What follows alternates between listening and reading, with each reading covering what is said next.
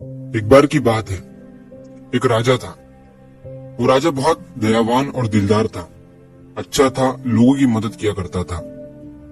वो राजा कई बार रात के समय में भेष बदलकर अकेले ही अपने राज्य का चक्कर लगाया करता था, ये देखने के लिए कि उसके राज्य में सब कुछ ठीक ठाक चल रहा है या नहीं, सारे लोग सुख शांति से जी रहे हैं या नहीं।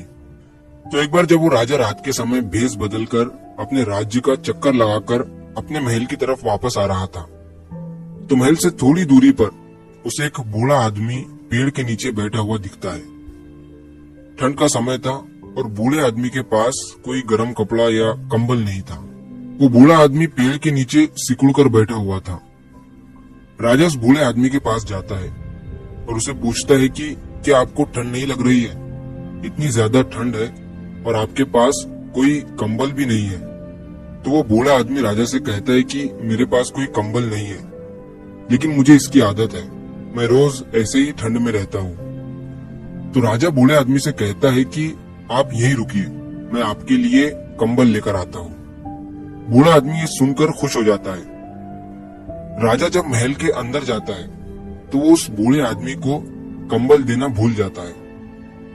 अब अगले दिन जब सुबह होती है तो महल के बाहर बहुत सारी भीड़ जमा हो जाती है। जब राजा सैनिकों से पूछता है कि बाहर क्या हुआ है, तो सैनिक राजा से कहता है कि महल से थोड़ी दूरी पर एक पेड़ के नीचे किसी बूढ़े आदमी की लाश पड़ी हुई है। राजा जब उस लाश को देखने जाता है तो देखता है कि वो वही बूढ़ा आदमी था जिसे रात में राजा ने कंबल देने का कहा था। ये देखकर राजा बहुत दुखी हो जाता है और जब वो उस बूढ़े आदमी की लाश के थोड़ा करीब जाता है तो देखता है कि वहाँ जमीन पर उस बूढ़े आदमी ने रेत पर कुछ लिखा हुआ था। उस बूढ़े आदमी ने लिखा था कि इतने सालों से मैं बिना गर्म कपड़ों और कंबल के इतनी ठंड में भी जी रहा था। मेरे पास कंबल नहीं था, लेकिन उस ठंड से लड़ने की मानसिक शक्ति थी। लेकिन तुम्हारे कंबल देने की आस ने मेरी मानसिक शक्ति को खत्म कर दिया।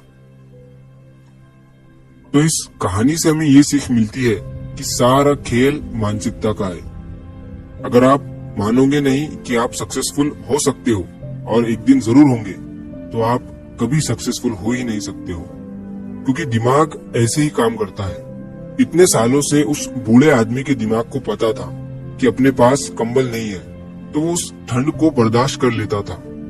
लेकिन जैसे ही दिमाग को पता चला कि थोड़ी देर में कंबल मिलने वाला है, तो उसने अपने बर्दाश्त करने की पावर को खत्म कर दिया। इसी तरह जब आप अपने दिमाग से बोलते हो कि अगर ये नहीं हो पाया तो कुछ दूसरा कर लूंगा, तो आपका दिमाग उस काम को करने में अपना 100% देगा ही नहीं, क्योंकि आपके पास दूसरा ऑप्शन भी है।